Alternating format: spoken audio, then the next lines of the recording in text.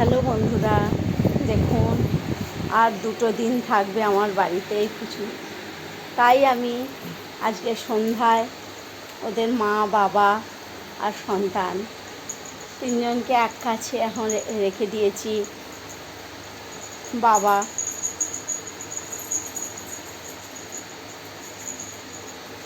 মা, ছেলে। বাবা দেখছে ছেলেকে,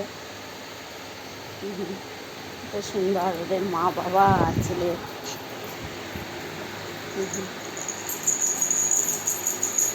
এক কাছে আছে, আর 2 দিন থাকবে।